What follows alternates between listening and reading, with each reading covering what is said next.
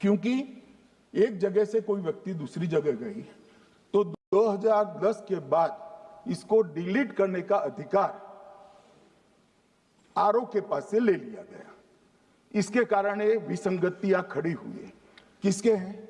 श्री प्रशांत किशोर जी के 2 जगह मतदाता है, पवन खेरा जी का भी है, तेजस्वी यादव का स्वयं का है, टी सिद्दीकी एनआईसी केरल के नेता का है, मान्यवर संजय सिंह आप पार्टी के नेता के हैं, एक किशोरी पेडनेकर यूबीटी शिवसेना के हैं, इनका भी है। मान्यवर सामान्य गलतियां हैं, क्योंकि एक नियम आ गया जिसका वोट काटने का जिसका अधिकार है उसको रोक लिया गया, तो आरओ वोट काट नहीं सकता था, इसलिए 2 जगह रह गए। अब वो ही एक गहन पुनर्निरीक्षण से सुधरना है, मगर आप गहन पुनर्निरीक्षण को वोट चोरी कह रहे हो।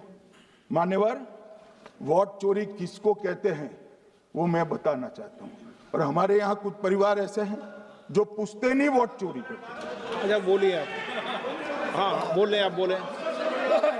हाँ बोले आप बोले।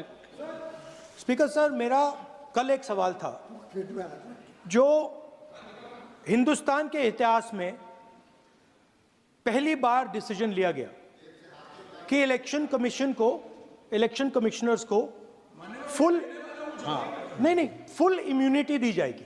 ठीक है, ये है ना, इसका जवाब इसका पीछ में खत्म नहीं किया सर। इसके पीछे जो थिंकिंग थी वो हमें सबसे पहले बताएं। ठीक है। दूसरी बात, नहीं हरियाणा की जहां इन्होंने बात की, इन्होंने एक उदाहरण लिया, वहां पर अनेक उदाहरण हैं। वो भी आपने दिया था ना, 19 वो भी आपने दिया था, इसलिए दिया वो भी। 19 लाख वहां पे फेक लोग, वो उदाहरण आपने दिया था, इसलिए उसका जवाब दिया। और ये भी हमें बता दीजिए, actually let us have a debate on my press conference. Yes. Let us go. Yes. Let us have very good idea. Let us have a debate on my press conference. Okay. Amit Shah ji, I challenge you to have a debate on the 3 press conferences. Yes. Please. ठीक है, बैठ जाए। माननीय, please माननीय, आपने बात की थी, प्लीज। डिबेट ही तो चल रही है। उत्तर प्रदेश में और हरियाणा में दोनों चुनाव में वोट कैसे दे रहे हैं? प्लीज ये भी जवाब दे दीजिए। माननीय गृह मंत्री जी। मान्यवर, पहली बात मैं स्पष्ट करना चाहता हूं, मैं 30 साल से विधानसभा और संसद में जनप्रतिनिधि के रूप में चुनकर आता हूं। मुझे लंबा अनुभव है संसदीय प्रणाली का। विपक्ष के नेता महोदय कहते हैं कि पहले मेरी बात का आप जवाब दीजिए, मैं सुनना चाहता हूं। आपकी मुनसफी से संसद नहीं चलेगी। मेरे आप बोलने का क्रम मैं तय करूंगा, इस तरह से नहीं चलेगी संसद। मान्यवर, उनको धैर्य रखना चाहिए, मेरा जवाब सुनने का। इनकी एक बात का जवाब मैं दूंगा, मगर मेरे भाषण का क्रम वो तय नहीं कर सकते, मैं करूंगा, क्योंकि मैं बोल रहा हूं।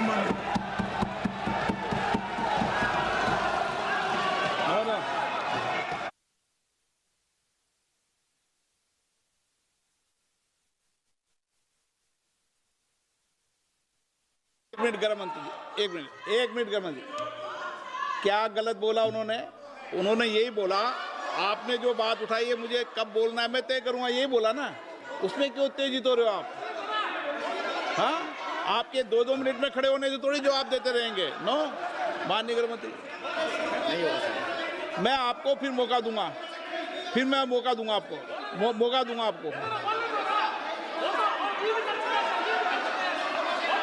हाँ बोलिए, बोलिए सर। ये बोलिए, आपने अगर अमित शाह जी का रिस्पॉन्स देखा तो ये कंप्लीटली डिफेंसिव रिस्पॉन्स है, ये घबराया हुआ रिस्पॉन्स है, ये डरा हुआ रिस्पॉन्स है। अब सुनिए पूरी बात, प्लीज मानिए। नो, सच्चा रिस्पॉन्स नहीं है। माननीय गृह मंत्री जी, मान्यवर, आपके चेहरे पर माननीय आपके चेहरे पर चिंता की लकीरें मैं देख रहा हूं कि मैं क्या बोलूंगा। मैं उनके उकसावे में नहीं आऊंगा, मैं मेरे विषय पर बोलूंगा। मान्यवर, मैंने इतना ही कहा कि मैं मेरे भाषण का क्रम मैं तय करूंगा। मेरे भाषण का पहले क्या बोलना, बाद में क्या बोलना, मैं तय करूंगा। और मैं मानता हूं कि हर एक वक्ता का ये अधिकार है, उनका भी है, मेरा भी है। कल वो बोल रहे तो हम ऐसा थोड़ी ना बोले आप झूठ क्यों बोल रहे हो, हम नहीं बोले, नहीं बोल सकते साहब। वो माननीय विपक्ष के नेता है, वो बोल सकते अपना भाषण। मान्यवर, और मैंने तो ये भी कहा मेरा पूरा भाषण छूट कर कुछ बच जाता है तो आप पूछिएगा, मैं जवाब दूंगा। मगर अब धैर्य भी चाहिए और सुनना भी चाहिए, दोनों चीजें करनी पड़ती है। मान्यवर, वोट चोरी का कोहराम बचा। मैं वोट चोरी किसको कहते हैं वो बताना चाहता हूं। वोट चोरी के 3 आयाम हैं। एक तो मतदाता नहीं है, मतलब योग्यता नहीं है, और आप वोटर बन जाते हो तो वोट चोरी माना जाएगा। दूसरा, आप गलत प्रकार से चुनाव जीतते हो तो वोट चोरी माना जाएगा। और तीसरा, जनादेश को डिफाई करते हो, मतलब वोट के विपरीत आप कोई पद प्राप्त कर लेते हो तो भी एक प्रकार से वोट चोरी होता है। अरे सुनो ना, क्यों जल्दबाजी करते हो मानिकम, क्यों? अब मैं 3 वोट चोरी की घटनाएं बताना चाहता हूं। सबसे पहली घटना हुई आजादी के बाद देश का प्रधानमंत्री तय करना था। तय कौन करना था? तो उस वक्त के जितने प्रांत थे इसके कांग्रेस के अध्यक्षों ने, उनके एक एक वोट से तय होना था। अब 28 वोट श्री सरदार पटेल को मिले और 2 वोट जवाहरलाल नेहरू जी को मिले।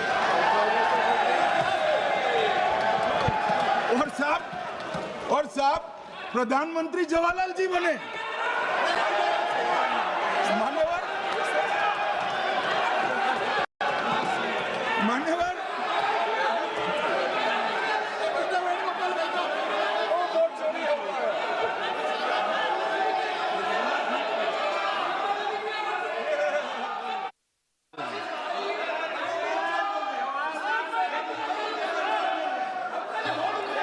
प्लीज, माननीय गृह मंत्री जी, माननीय गृह मंत्री जी,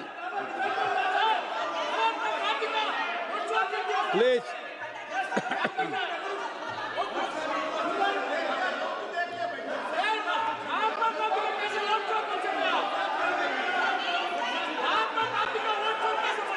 बैठो बैठो, बैठिए माने, प्लीज प्लीज प्लीज।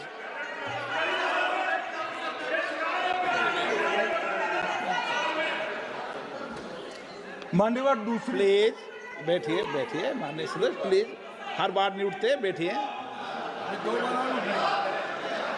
मान्यवर, दूसरे प्रकार की वोट चोरी और नैतिक तरीके से चुनाव जीतना, ऐसी वोट चोरी भी भूतकाल में एक बार हुई थी। श्रीमती इंदिरा गांधी रायबरेली से चुनी गई। इलाहाबाद हाईकोर्ट में श्री राजनारायण पहुंचे कि चुनाव नियमों के अनुसार नहीं हुआ। इलाहाबाद हाईकोर्ट ने ये तय कर दिया कि श्रीमती गांधी ने उचित तरीके से चुनाव नहीं जीता है, हम इसको रद्द कर दें। मान्यवर, ये भी वोट चोरी थी, बहुत बड़ी वोट चोरी थी। और उसके बाद में क्या हुआ? उसके बाद में क्या हुआ? उसके बाद में वो वोट चोरी को ढकने के लिए संसद में कानून लाए कि प्रधानमंत्री के खिलाफ कोई केस ही नहीं हो सकता। मैं विपक्ष के नेता को कहना चाहता हूं, इम्यूनिटी की बात आप चुनाव आयोग की पूछ रहे हैं, इसका तो मैं जवाब दूंगा, इसका मैं जवाब दूंगा इम्यूनिटी का। मगर ये इम्यूनिटी जो श्रीमती गांधी ने दी थी, इसके लिए आपका क्या कहना है? और उन्होंने तो स्वयं के लिए ले ली। उनका आरोप है। प्लीज, ऐसे नहीं चलता मान्यवर, आप जब बोले, जब 5-5 मिनट उठेंगे क्या? ये मान्यवर, उनका आरोप है। आप भी बोले, आप भी बोले, आप भी बोले। 9 गलत, 1-1 मिनट में सदस्य नहीं उठेगा ना। मान्यवर, उनका आरोप है कि सरकार ने बनाया तो लोकतंत्र ने बनाया, तो जो समय का केस था वो बताया है, आगे का तो बताया। मोदी जी को भी सब लोगों ने प्रधानमंत्री बनाया है भाई, आपकी कृपा से नहीं बने हैं। मान्यवर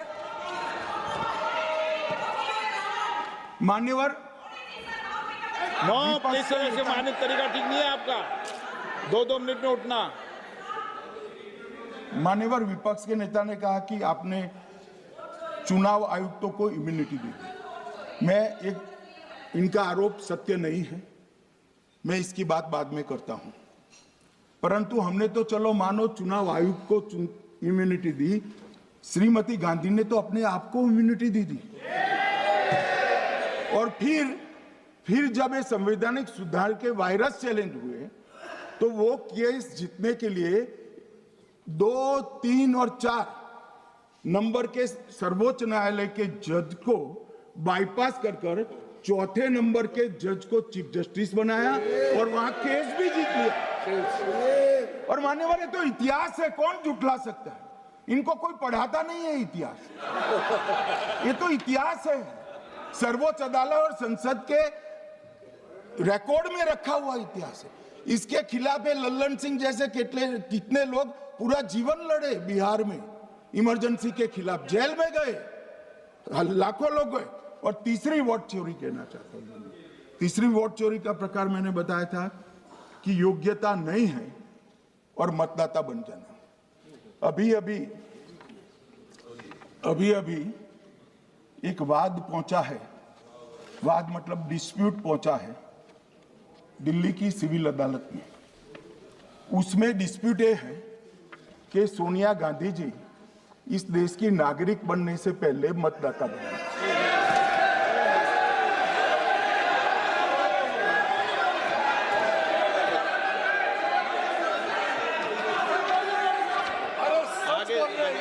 आगे सुनो, बोल क्या रहे, पूरी बात तो सुनो।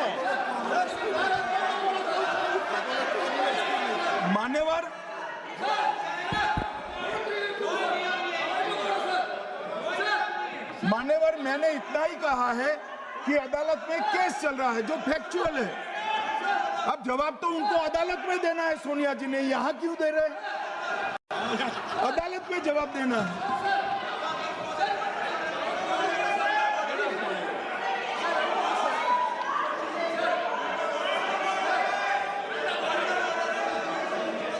बीच के भाषण में पॉइंट ऑफ ऑर्डर नहीं होता। नहीं है सर, मुझे याद है जो माननीय सदस्य नहीं है, ये 352 ये रहा, 352 टेबल पे रहता है, मुझे वहां याद है 352। Home Minister is speaking about an issue which is pending in the court. Actually, what happens is, Rostam in the court, some idiot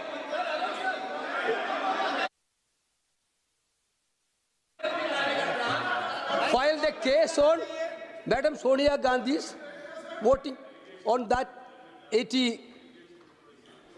Sir, that Ross Avenue court dismissed that case without, there is no substance in that case. After that, the same person given an appeal.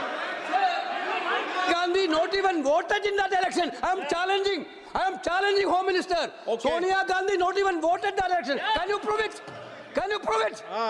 Sir, misleading statement a Home Minister doing. Sir, you are. What is this, sir?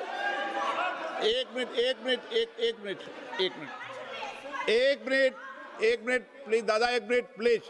No, बैठिए। No मान्य please. देखिए मान्य सदस्य, 2 दिन से मैं चर्चा को सुन रहा हूं और 352 आपने भी पढ़ा है, मैंने भी पढ़ा है, ठीक है ना। कई बार इधर से भी उधर से भी इस विषय को कई बार बोला गया है। जब डिबेट चलती है उसके संदर्भ में कई विषयों को बोला जाता है, ठीक है ना।